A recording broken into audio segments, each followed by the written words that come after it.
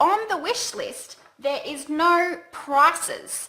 And the thing that I'm going to talk about that could be quite controversial and really different to the way that you are running your parties now is I didn't have any catalogues out while I was running the party.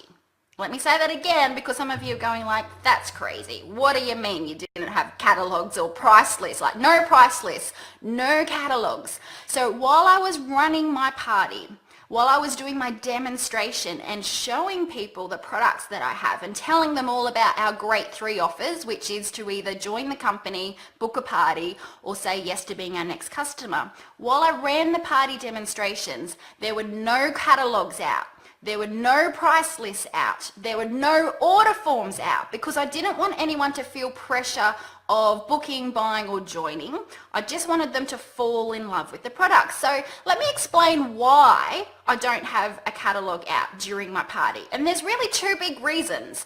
First of all, you tell me what happens when people have a catalogue in front of them and you are trying to run your party demonstrations. Where is their eyesight going? All of a sudden, they're just going down. They're looking at this catalogue and they just eyesight's down and they're not paying attention to you. And so straight away, you're losing the personal connection and you're not building that relationship as much as what you could if you had eye contact with them. So the catalogue can be a distraction rather than like, why do we need to look at a picture of a product in a catalogue when you are holding up the real product right then and there? Like, you know that your party guests are going to fall in love with the real product much more if they can see it, touch it and feel it compared to just looking at a picture in a catalogue or a magazine. Is that right?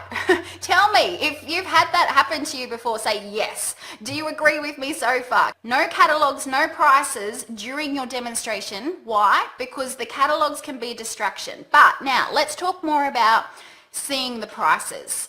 Have you ever had a party guest who they find something that they like and straight away they go and have a look in the catalogue or on the price list and they're trying to figure out how much it costs? And what they're normally trying to do is figure out whether they can afford that particular product.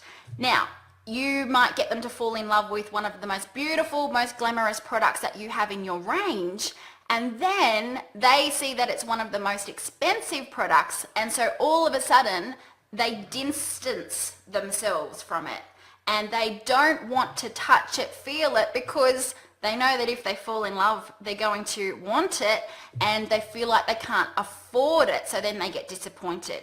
So have you ever had that happen to you? Like, you know, they see something that they really like and you can kind of tell from their body language that they like it. But then they have a look in the catalogue and they realize how much it costs. And if it is one of the more expensive items, then all of a sudden they start to almost pretend that they don't even like it. Have you seen that before?